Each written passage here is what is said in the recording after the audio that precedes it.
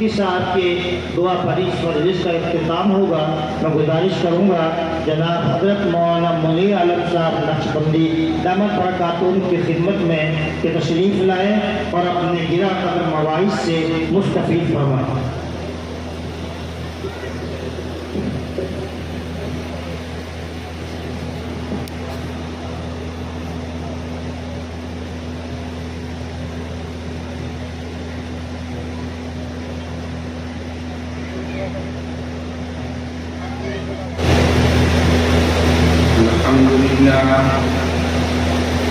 الحمد لله نحمده ونستعينه ونستغفره ونؤمن به ونتوكل عليه ونعوذ بالله من شرور أنفسنا ومن سيئات أعمالنا من يهده الله فلا مضل له ومن يضلله فلا هادي له ونشهد أن لا إله إلا الله وحده لا شريك له ونشهد أن سيدنا ونبينا وشفيعنا وحبيبنا وسندنا ومولانا محمدا عبده ورسوله وصلى الله تعالى على خير خلقه محمد وعلى آله وأصحابه أجمعين.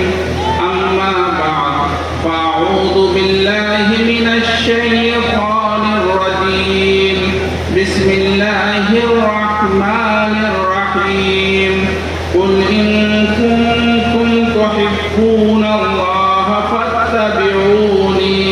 فاتبعوني يحببكم الله ويغفر لكم ذنوبكم والله غفور رحيم.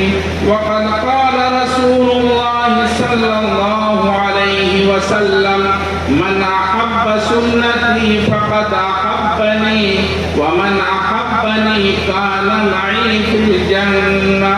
سبحان ربك رب العزة عما يصفون وسلام على المرسلين والحمد لله رب العالمين.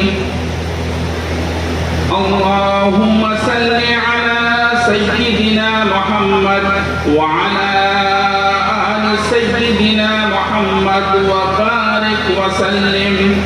اللهم صل على سيدنا محمد وعلى آل سيدنا محمد وبارك وسلم.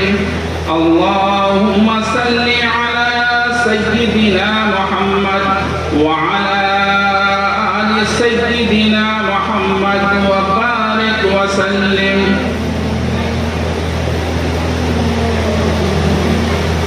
هواه حرص والا دل بدل دے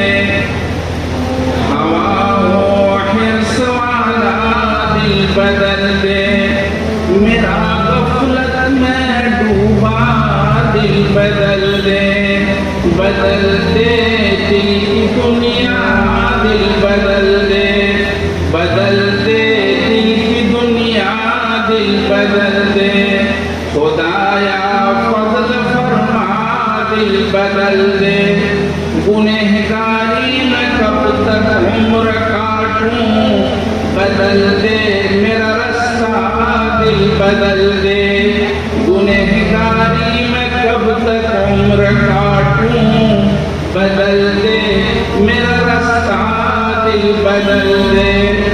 سنوں میں نام تیرا دھڑکنوں میں مزہ آ جائے مولا دل بدل دے. یہ کیسا دل ہے سینے میں الہی جو زندہ بھی ہے مردہ دل بدل دے. یہ کیسا دل ہے سینے میں الہی جو زندہ بھی ہے مردہ دل بدل دے. تیرا ہو جاؤں اتنی آرزو ہے بس اتنی ہے تمنا دل بدل دے.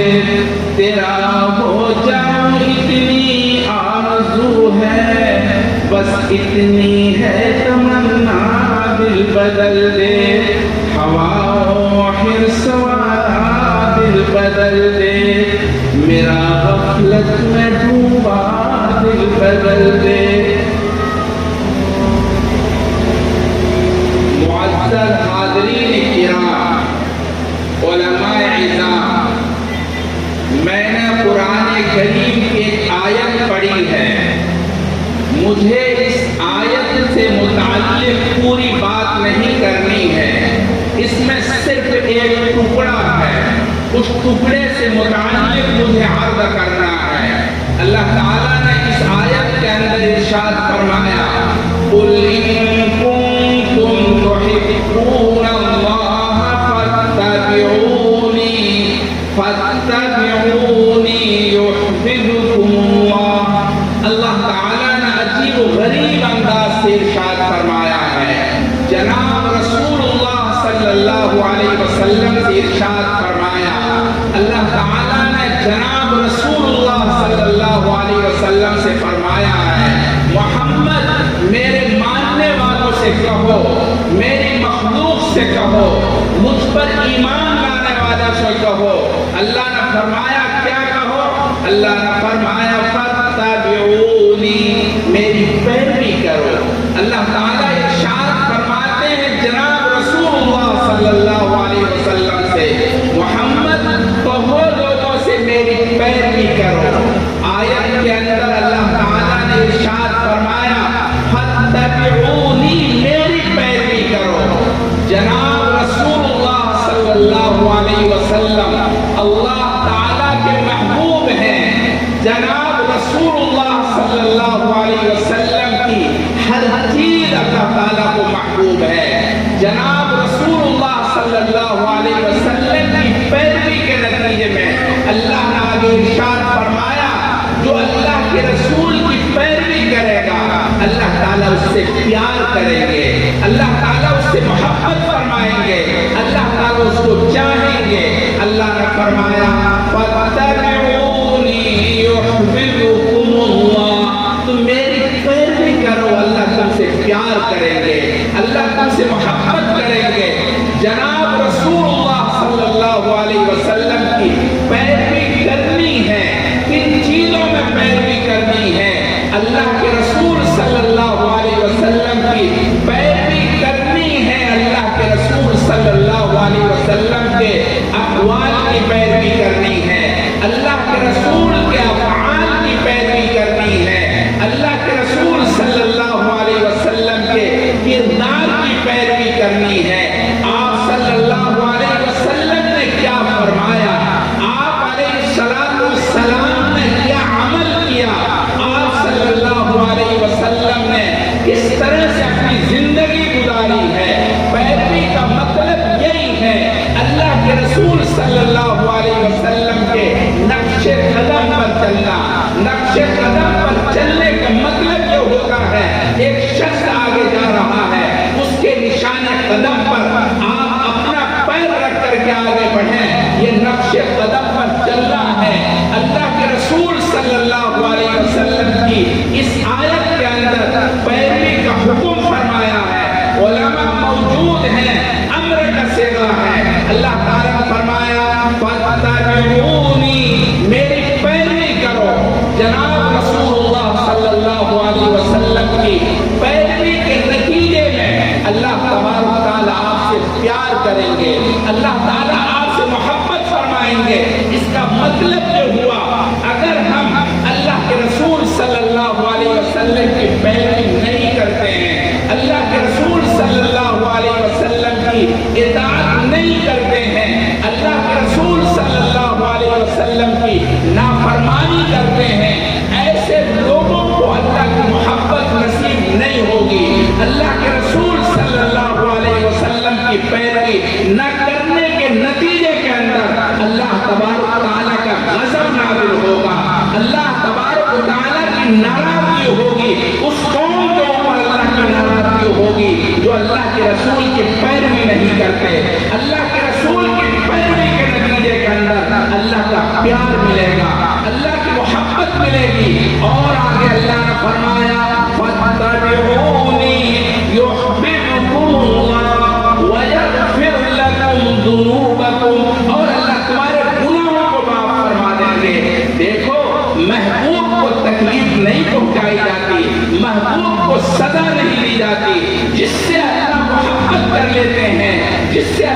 پیار کرتے ہیں ان لوگوں کو کبھی تکلیف اللہ تعالیٰ نہیں دیں گے، ان کو سزائیں نہیں دیں گے، اللہ تبارک و تعالیٰ کی محبت ملے گی۔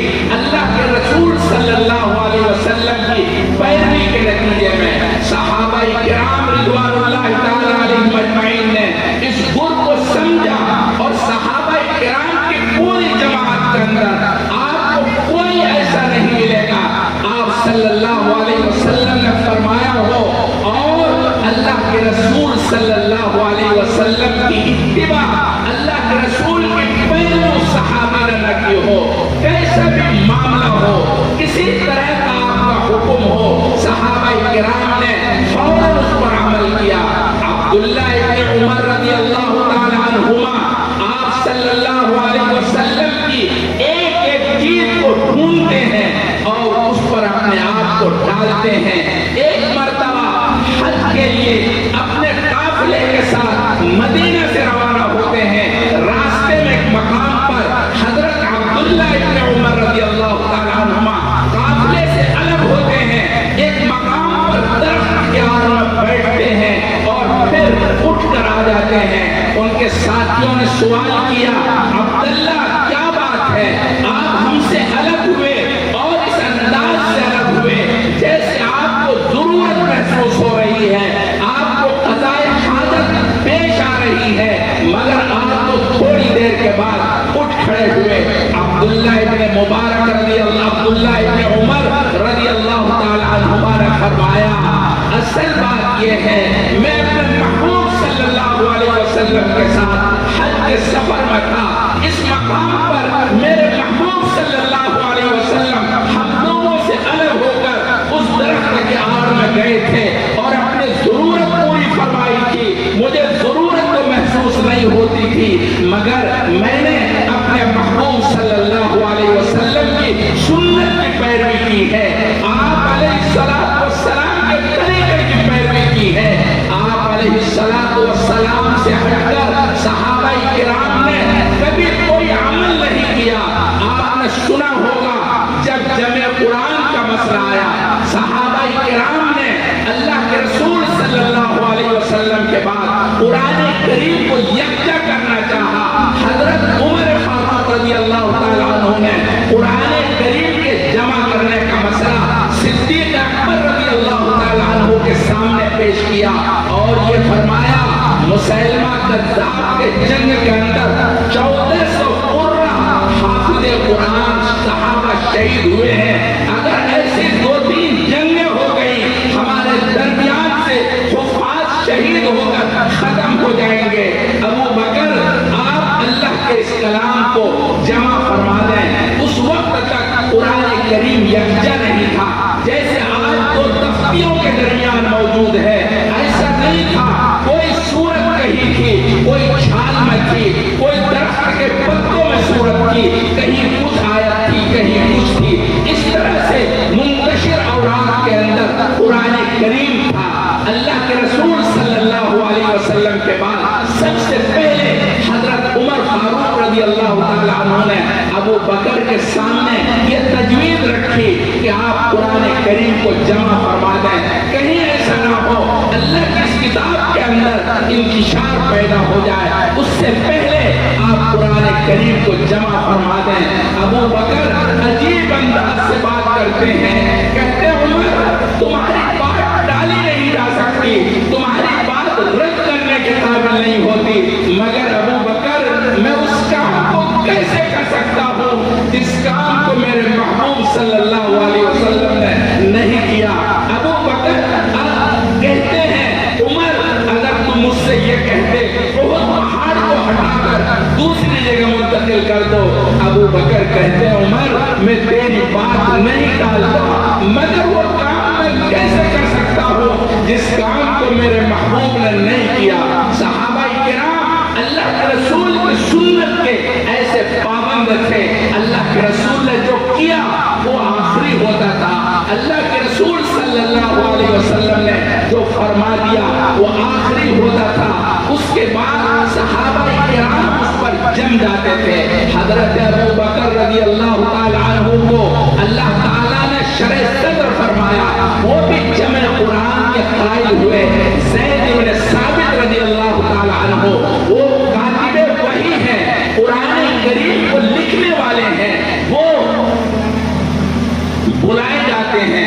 हजरत अबू बकर उनसे भी कहते हैं, तुम कुरान करीम लिख रहे हो, तुमने अल्लाह के रसूल के जमाने में कुरान करीम को मकतूब किया है, तुमने लिखा है, लिहाजा हमारी तुमसे दरखास्त है, कुरान करीम को यकजा कर दो। हजरत ज़ैद इब्न साबित वही कहते हैं, अमीरुल मोमिनीन खलीफतुल मुस्लिमीन, अगर आप मुझे पहाड़ को हटाने का हुक्म दे दें, मैं उस काम को करने में लग जाऊंगा, मैं आपकी बात को टाल नहीं सकता, मगर खलीफतुल मुस्लिमीन मैं उस काम को कैसे कर सकता हूँ जिस काम को मेरे महबूब सल्लल्लाहु अलैहि वसल्लम ने नहीं किया। मेरे भाइयों, अदा करने का मकसद ये है, सहाबा किराम रिज़वानुल्लाहि ताला अलैहिम अजमईन अल्लाह के रसूल के सुन्नत के पाबंद हैं, अल्लाह के रसूल ने जो काम किया है उस पर अपने आप को ढालते थे, यानी उन्हीं कामों को करते थे जो अल्लाह के रसूल ने फरमा दिया, उससे हटते नहीं थे। अभी आपने बहुत तफसील से मौलाना मोहम्मद यामीन साहब से शादी के हवाले से बात सुनी है। मैं आपको एक सहाबी के मुताबिक सुनाता हूँ, हजरत साद अस्वद रज़ी अल्लाह ताला अन्हु, ये हबशा के रहने वाले हैं और मदीने में अल्लाह के रसूल सल्लल्लाहु अलैहि वसल्लम के साथ हैं, बहुत पक्के सच्चे सहाबी हैं, बुखारी की रिवायत है, मगर सूरत के एतबार से अच्छे नहीं थे। उन्होंने अपने निकाह का पैगाम मदीने के अंदर लोगों के पास भेजा, मगर किसी ने उनके निकाह के पैगाम को मंजूर नहीं किया। अजीब सूरत हाल है। एक दिन मस्जिद नबवी के अंदर सहाबा किराम बैठे हुए हैं, जनाब रसूलुल्लाह सल्लल्लाहु अलैहि वसल्लम तशरीफ फरमा है, अल्लाह के रसूल सल्लल्लाहु अलैहि वसल्लम के सामने साद अस्वद रज़ी अल्लाह ताला अन्हु अजीब अंदाज से खड़े होकर सवाल करते हैं, कहते हैं, या हबीबुल्लाह, या रसूल अल्लाह, ए मेरे महबूब, क्या मेरी ये काली कलम की सूरत मुझे जन्नत में जाने से रोक देगी? अजीब सवाल है। आप अलैहिस्सलातु वस्सलाम मन से सवाल समझ जाते हैं, अपनी निगाहें नीची कर लेते हैं। थोड़ी देर के बाद आप सल्लल्लाहु अलैहि वसल्लम फरमाते हैं, साद, अगर तुम पक्के सच्चे मोमिन हो, अगर तुम पक्के सच्चे ईमान रखने वाले हो, तुम्हें जन्नत में जाने से कोई नहीं रोक सकता। हजरत साद अस्वद रज़ी अल्लाह ताला अन्हु उस भरी महफिल के अंदर अजीब अंदाज से मोहब्बत की ज़बान में ला इलाहा इल्लल्लाह का विर्द अपनी ज़बान से करते हैं और सबके सामने भरी महफिल के अंदर आप सल्लल्लाहु अलैहि वसल्लम के सामने ला इलाहा इल्लल्लाह मुहम्मदुर रसूलुल्लाह इस अंदाज से पढ़ते हैं। आप अलैहिस्सलातु वस्सलाम की आंखों से आंसू जारी हो जाते हैं, अजीब कैफियत से वो पढ़ते हैं। उसके बाद अल्लाह के रसूल सल्लल्लाहु अलैहि वसल्लम फरमाते हैं, साथ जाओ, मैंने तुम्हारा निकाह मदीने में सबसे ज्यादा समझदार, सबसे ज्यादा ईमान वाली और सबसे ज्यादा खूबसूरत फातिमा बिन्त अमर बिन वहब सकफी से जाओ, मैंने तुम्हारा निकाह कर दिया। बैठ के लोगों गौर से सुनो, हजरत साद अस्वद रज़ी अल्लाह ताला अन्हु से अल्लाह के रसूल फरमाते हैं, जाओ, मैंने तुम्हारा निकाह कर दिया। हजरत साद कोई बात सोचे बगैर महफिल से उठते हैं और सीधा अमर बिन वहब सकफी के घर पहुंचते हैं, दस्तक देते हैं। अमर बिन वहब सकफी बाहर निकल के आता है, वो सहाबी अल्लाह के रसूल का कैसा मुतबा है, अजीब मोहब्बत के अंदाज में वो कहते हैं, मैं अपने महबूब की मजलिस से आया हूँ, अल्लाह के रसूल की मजलिस से आया हूँ। नाम नहीं लेते, कहते अपने महबूब की मजलिस से आया हूँ। मेरे महबूब ने फरमाया, जाओ, तुम्हारा निकाह, अल्लाह के रसूल ने हुक्म फरमाया, जाओ, तुम्हारा निकाह आपकी बेटी फातिमा से कर दिया है।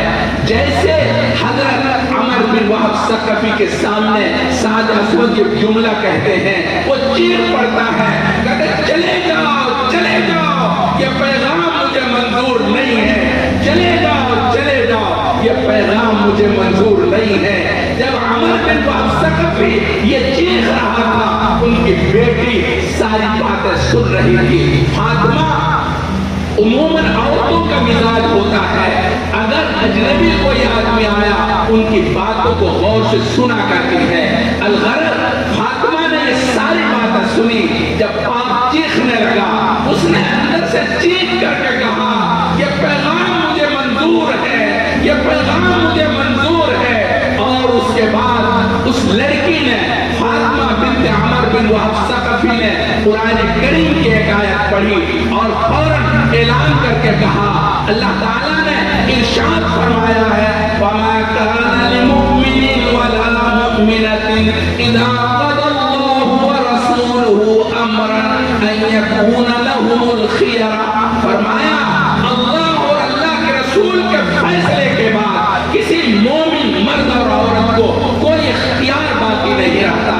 جب اللہ کے رسول نے میرا نکاح اس سے کر دیا ہے، اب کسی کے فیصلے کا اس میں کوئی اختیار باقی نہیں ہے، مجھے نکاح منظور ہے۔ فوراً چادر اوڑھی اور سعد اسود کے پہلو میں آ گئی اور وہ کہتی ہے کہ میرے سرتاج اللہ نے میری قسمت آپ کے ساتھ وابستہ کر دی ہے، آپ مجھے جہاں لے جانا چاہیں لے کر چلیے۔ چنانچہ عمر بن وہب ثقفی کے سامنے ان کی بیٹی فاطمہ اپنے شوہر کے ساتھ وہاں سے نکل پڑتی ہے۔ اللہ اور اللہ کے رسول کے فیصلے کے بعد، اللہ کے رسول کے حکم کے بعد نہ سعد اسود کو کوئی اعتراض ہے، بغیر کسی بارات کے، بغیر کسی سامان کے حضرت سعد اسود اللہ کے رسول کے حکم سے حضرت فاطمہ کے گھر پہنچتے ہیں اور ان کی بیوی فاطمہ اللہ کے رسول کے حکم کے بعد بغیر کسی جہیز اور کسی چیز کے مطالبے کے اپنے شوہر کے پہلو میں آ کے کھڑی ہو جاتی ہے اور کہتی ہے میرے سرتاج میری زندگی اللہ نے آپ کے ساتھ وابستہ کر دی ہے، آپ مجھے لے کر چلیے جہاں لے کر جانا چاہتے۔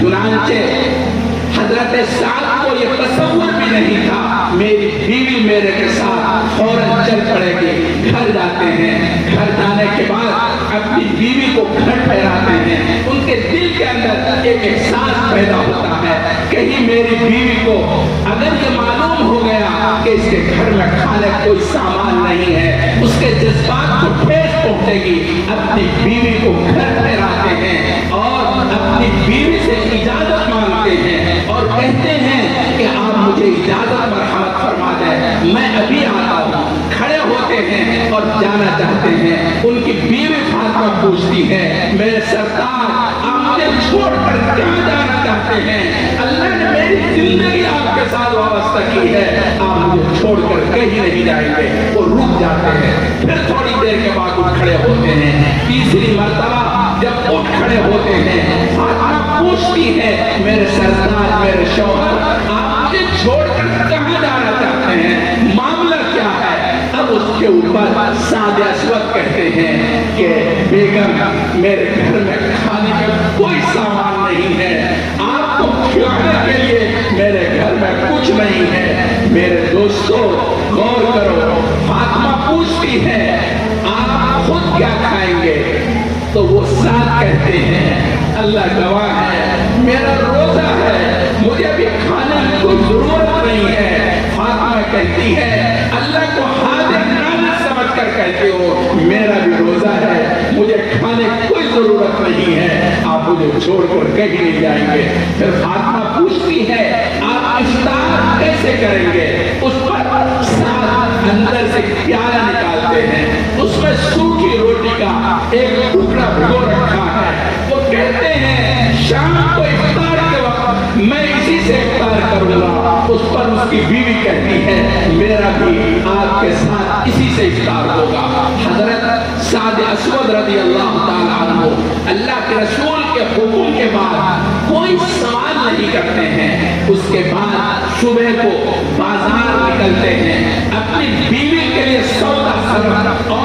ضروریات خریدنے کے لیے مدینے کے بازار میں ہیں، اللہ کے رسول کی طرف سے ایک منادی اعلان کرتا ہے، اللہ کے رسول کا حکم ہے فلاں غزوے کے لیے کوچ کرنا ہے، فلاں غزوے کے لیے نکلنا ہے۔ صحابہ کرام رضوان اللہ تعالی علیہم اجمعین کے درمیان وہ اعلان ہوتا ہے۔ حضرت سعد جس پیسے سے بیوی کا سامان خریدنے آئے تھے، اسی پیسے سے غزوے اور جہاد کا سامان خریدتے ہیں، اور وہیں سے اللہ کے رسول کی خدمت میں حاضر ہوتے ہیں، اور آپ کے ساتھ غزوے میں تشریف لے جاتے ہیں اور شہید ہو جاتے ہیں۔ جب شہداء کی تلاش ہوتی ہے، اللہ کے رسول حضرت سعد اسود کی لاش کو پانے کے بعد بیٹھ جاتے ہیں، حضرت سعد کی لاش کو، ان کے سر کو اپنے ران پر رکھتے ہیں اور سر پر ہاتھ پھیرتے ہیں، اور عجیب جملہ ارشاد فرماتے ہیں لوگوں نے اس شخص کو پہچانا نہیں، اللہ تعالیٰ کے نزدیک اس شخص کا ایمان اتنا مقبول ہے، اگر اس کے ایمان کو مدینے کے 70 لوگوں پر تقسیم کر دیا جائے، اللہ تعالیٰ سب کی مغفرت فرما دیں گے۔ میرے بھائی، کہنے کا حاصل یہ ہے، اللہ کے رسول صلی اللہ علیہ وسلم کے صحابہ اللہ کے رسول کے حکم کے بعد، اللہ کے رسول کے ارشاد کے بعد اس سے آگے ایک انچ نہیں بڑھتے تھے۔ یہی پیروی کا مطلب ہے۔ اللہ کے رسول صلی اللہ علیہ وسلم کی پیروی کرنے والے ہمارے اکابر دیوبند، علماء دیوبند، اللہ تعالیٰ نے ان لوگوں کو اللہ کے رسول کے تابعدار ایسا بنایا تھا، اپنی زندگی کو داؤ پر لگانا پسند کرتے تھے، مگر اللہ کے رسول کی سنت کے خلاف کرنا پسند نہیں کرتے تھے۔ حضرت شیخ الاسلام مولانا حسین احمد مدنی رحمت اللہ علیہ، آپ نے سنا ہوگا وہ دارالعلوم دیوبند کے اندر بخاری شریف پڑھاتے تھے، اور آپ نے سنا بھی ہوگا، شاید ہم نے ٹیپ کی مدد سے سنا ہے، وہ پڑھاتے تھے اور ٹھہر کے بولا کرتے تھے۔ آپ کا درس ٹیپ میں موجود ہے، وہ اس طرح پڑھاتے تھے، کتاب المغازی، المغازی جمع ہے مغزہ کی، اور ٹھہر کر بولتے تھے۔ اخیر سال کے اندر بخاری شریف کا سبق بہت ہوتا تھا، اور رات کے بڑے حصے تک ہوتا تھا۔ ایک شاگرد نے کہا، حضرت اگر آپ تیز بولا کریں اور جلدی جلدی بولا کریں تو ایسی صورت کے اندر سبق کی مقدار بڑھ جائے گی، سبق زیادہ ہوگا، مگر آپ ٹھہر کر بولتے ہیں، جس کی وجہ سے سبق کم ہوتا ہے۔ حضرت شیخ الاسلام مولانا حسین احمد مدنی رحمت اللہ علیہ نے فرمایا کہ بھائی تم کیا سمجھتے ہو، یہ یوں ہی میں بولتا ہوں اور اسی طرح میری زبان ہے، ایسا نہیں ہے، میں نے مشق کی ہے۔ محبوب صلی اللہ علیہ وسلم، جناب رسول اللہ صلی اللہ علیہ وسلم ٹھہر کر بولا کرتے تھے۔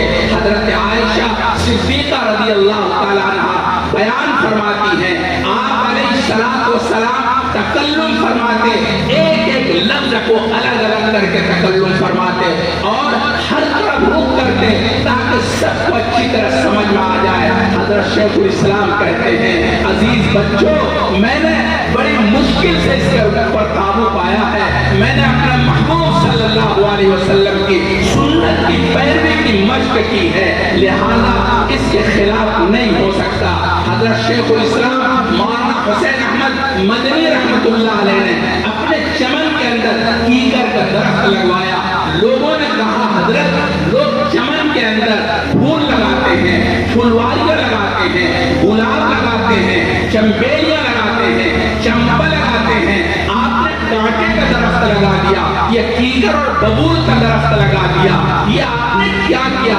حضرت شیخ الاسلام مولانا حسین احمد مدنی رحمت اللہ علیہ نے فرمایا، یہ کیکر کا درخت میں نے یوں ہی نہیں لگایا ہے، بلکہ اس لیے لگایا ہے، میرے محبوب صلی اللہ علیہ وسلم نے بیعت رضوان کیکر کے درخت کے نیچے لی تھی۔ جب تک یہ درخت رہے گا، مجھے اپنے محبوب صلی اللہ علیہ وسلم کی وہ بیعت یاد آتی رہے گی۔ ہم نے حضرت الاستاذ مولانا سید ارشد مدنی دامت برکاتہم العالیہ سے پوچھا، حضرت میں نے کتاب کے اندر پڑھا ہے وہ ببول اور کیکر حضرت نے بتایا کہ اس جگہ پر تھا، انہوں نے نشان بتایا اس جگہ پر کیکر کا درخت حضرت نے لگوایا تھا، اس کے بعد میں وہ درخت ختم ہو گیا، اب نہیں ہے۔ الغرض مجھے کہنا یہ ہے جناب رسول اللہ صلی اللہ علیہ وسلم کی پیروی کرنے والے یا اکابر دیوبند حضرت حجت الاسلام مولانا قاسم نانوتوی رحمۃ اللہ علیہ انگریز کے زمانے کے اندر ان کی گرفتاری کا وارنٹ تھا، وہ 3 دن چھپے، شاگردوں کے کہنے پر پھر باہر آ گئے۔ لوگوں نے پوچھا حضرت ابھی آپ کی تلاش جاری ہے، آپ باہر کیوں آ گئے؟ آپ کو اندر میں چھپ کر رہنا ہے۔ اس پر حضرت حجت الاسلام مولانا قاسم نانوتوی نے فرمایا سب کچھ ہو سکتا ہے مگر اب چھپنا نہیں ہو سکتا۔ میرے محبوب صلی اللہ علیہ وسلم دشمنوں کے خوف سے غار ثور کے اندر 3 دن تک روپوشی اپنائی تھی، اس کے بعد آپ باہر نکل آئے تھے۔ اب قاسم کے ساتھ جو کچھ ہونا ہوگا ہو جائے گا، قاسم کی جان جا سکتی ہے مگر اپنے محبوب کے خلاف عمل نہیں ہو سکتا۔ میرے بھائی مجھے کہنا یہ ہے یہ اکابر دیوبند جناب رسول اللہ صلی اللہ علیہ وسلم کے سنت کے ایسے پیروکار تھے۔ یہ اکابر آپ کیا سمجھتے ہیں؟ اکابر دیوبند میں وہ تمام لوگ مراد ہیں جو دیوبند سے جڑے ہوئے ہیں، چاہے کوئی شخص ہو۔ سیرت حلبیہ کے اندر ایک واقعہ لکھا ہے، واقعہ یہ لکھا ہے کہ ایک مرتبہ جناب رسول اللہ صلی اللہ علیہ وسلم عید کے دن اپنے گھر سے عمدہ کپڑا پہن کر عیدگاہ کے لیے نکلے۔ وہاں آپ کے گھر کے سامنے ایک میدان تھا جس میں بچے کھیل رہے تھے، خوشیاں منا رہے تھے، اچھل کود کر رہے تھے۔ اسی کے درمیان ایک بچہ تھا جو بغیر کپڑے کے ننگا بدن کنارے بیٹھا ہوا تھا، بدبودگی کی حالت میں تھا، غم زدہ تھا۔ آپ صلی اللہ علیہ وسلم اپنے سفر کو روکتے ہیں اور اس بچے کے پاس ایسے جا کے بیٹھتے ہیں جیسے نماز میں بیٹھا کرتے ہیں، اور بیٹھنے کے بعد اس بچے سے سوال کرتے ہیں، کہتے ہیں بیٹا کیا بات ہے، تم ان بچوں کے ساتھ کیوں نہیں کھیل رہے ہو، تم کیوں نہیں خوشیاں منا رہے ہو، اور تمہارے بدن پر تو کپڑے بھی نہیں ہے، بات کیا ہے؟ وہ بچہ جب یہ محسوس کرتا ہے اس آواز میں رافت اور رحمت ہے، وہ بچہ رو پڑتا ہے اور کہتا ہے مجھے کون نہلائے گا، مجھے کون کپڑا پہنائے گا، میری تو ماں بھی نہیں ہے، میرے باپ بھی نہیں ہے۔ سیرت حلبیہ میں لکھا ہے کہ اللہ کے رسول صلی اللہ علیہ وسلم کی آنکھوں میں آنسو آ گئے۔ اللہ کے رسول نے اپنے دونوں ہاتھ بڑھا دیے، کہا بیٹا کیا تم مجھے باپ مانو گے؟ چنانچہ وہ بچہ ہے، چھوٹا سا بچہ ہے، اچھل کر کے آپ کی گود پا جاتا ہے۔ آپ علیہ السلام اس بچے کو لے کر گھر واپس لوٹتے ہیں، اور لوٹنے کے بعد حضرت عائشہ رضی اللہ تعالی عنہا سے جا کے فرماتے ہیں عائشہ ہم نے تمہارے لیے جنت کا سامان کر دیا ہے، یہ بچہ یتیم بچہ ہے، اگر تم نے اس کی حفاظت کر لی اللہ تعالیٰ تمہیں جنت میں داخل فرمائیں گے۔ اس بچے کو نہلاؤ اور حضرت حسین کے کپڑوں میں سے جو کپڑا اس کے بدن پر آ جائے وہ کپڑا اس کو پہنا دو۔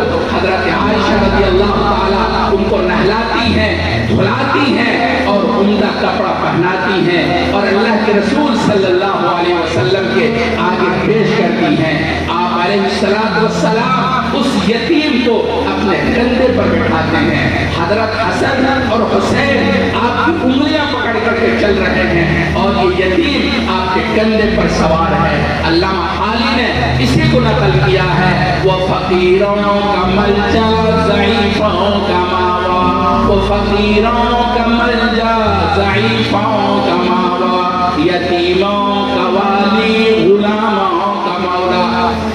الحمدللہ ہمارے اکابر دیوبند سنت کے خوگر، سنت کے پیروکار، سنت پر بے انتہا عمل کرنے والے، اور میں کہا کرتا ہوں سنت کے عاشق قاری شوکت صاحب دامت برکاتہ عالیہ بارہا ہم سے فرمایا کرتے ہیں، بار بار وہ کہتے ہیں میرے سامنے وہ یتیم اور غریب سب سے زیادہ عزیز ہیں، اور انہوں نے بارہا फरमाया कि जब असातिज़ा नहीं रहते हैं मैं उनके बच्चों की पूरी रेख देख करता हूँ। मैं ये समझता हूँ ये मेरे बच्चे हैं, अगर वो बीमार पड़ जाए मैं उनको अस्पताल लेकर जाता हूँ। यही अल्लामा हाली ने आप अलैहिस्सलातु वस्सलाम के बारे में फरमाया। वो ऐसे ही मरीजों के हमदर्द और मरीजों के ख्याल रखने वाले ये लंबा वाक़या है। मैं अर्ज़ ये करना चाहता हूँ अकाबिर देवबंद मुत्तबे सुन्नत जनाब रसूलुल्लाह सल्लल्लाहु अलैहि वसल्लम के पैरोकार, लेकिन अजीब हमारा हिंदुस्तान वाक़ हुआ है। हमारा हिंदुस्तान ये भारत अजीब गरीब मुल्क है, इसमें सब कुछ होता है जिसका हम तसव्वुर नहीं कर सकते। इस भारत के अंदर जब ये पूरा मुत्तहिदा भारत हिंदुस्तान पाकिस्तान बांग्लादेश एक था, उस वक्त हमारे हिंदुस्तान के अंदर मुगलिया की हुकूमत थी और यहाँ एक शायर था नागो शायर, वो फारसी जबान में शेर कहा करता था। उस वक्त की जबान फारसी थी मगर नाग बड़ी उम्दा कहता था। उनकी नाग को सुनता अपना सर घूमने लगता और वो पढ़ता वो रक्स करने लगता, नाचने लगता। उनकी एक नाग हिंदुस्तान से बाहर ईरान पहुंची।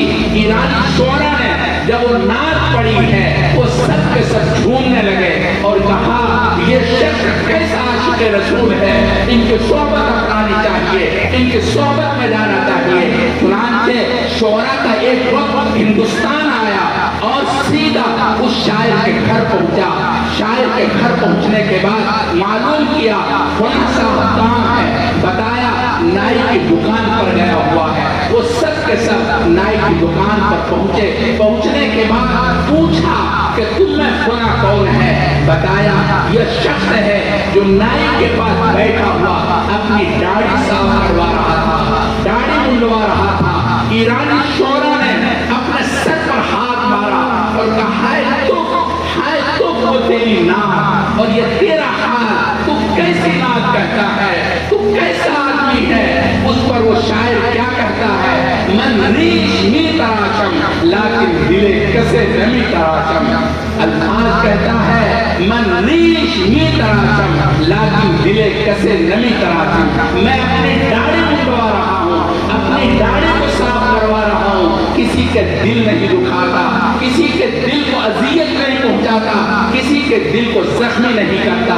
उस पर ईरानी शोरा ने फिर अपने सर पर हाथ मारा और कहा अरे तू किसके दिल को जख्मी करेगा, अरे तू तो महबूब सल्लल्लाहु अलैहि वसल्लम के दिल को छल्ली कर रहा है, अल्लाह के रसूल के दिल को पारा पारा कर रहा है, अल्लाह के रसूल के दिल को दुखा रहा है। अरे तू किसके दिल को जख्मी करेगा, लेकिन दिले रसूलुल्लाह सल्लल्लाहु अलैहि वसल्लम मीतराची, वो अल्लाह के रसूल के दिल को जख्मी कर रहा है, अल्लाह के रसूल के दिल को पारा पार कर रहा है। जब कोई आदमी अल्लाह के रसूल के सुन्नत को पामाल करता है, अल्लाह के रसूल के सुन्नत को अपने हाथ और पैरों से रोलता है, अल्लाह के रसूल के दिल को जख्मी करता है, अल्लाह के रसूल को तकलीफ पहुंचाता है। हमारी शादी ब्याह के मौके पर हम सबको खुश करने की कोशिश करते हैं, मामा को, ममानी को, फूफा को, फूफी को, खाला को, खालू को, सारे रिश्तेदारों को खुश करने की कोशिश करते हैं, मगर उसी खुशी के मौके पर अल्लाह के रसूल की सुन्नत तड़प रही होती है, अल्लाह के रसूल की सुन्नत बर्बाद हो रही होती है। मेरे भाइयों, क्या होगा मैदान महशर में अगर आप सल्लल्लाहु अलैहि वसल्लम ने ये कह दिया ये बैठ के लोग हैं, ले जाओ इनको जहन्नम में, इन्होंने मेरी सुन्नत को अपने हाथों से पामाल किया है, मैं अपने पैरों से रोता है, ले जाओ। दोस्तों कहाँ जाओगे, किस सिमत में जाओगे, कौन बचाएगा? मैदान महशर में अल्लाह के रसूल के अलावा कोई हिफाजत करने वाला नहीं होगा, कोई बचाने वाला नहीं होगा। कहाँ जाओगे? अल्लाह के रसूल की सुन्नत की मुखालफत करके, अल्लाह के रसूल की सुन्नत को पामाल करके। खुदारा अल्लाह के रसूल की सुन्नत को बर्बाद मत कीजिए, अपने आप को बचाइए।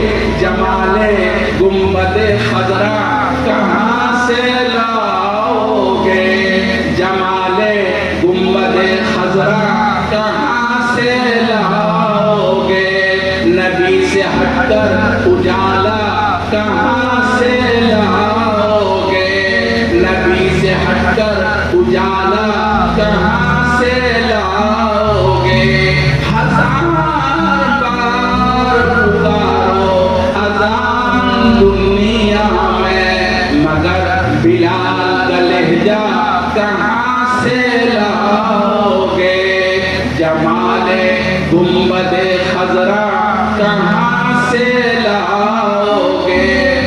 نبی سے ہٹ کر اجالا کہاں سے لاؤ گے؟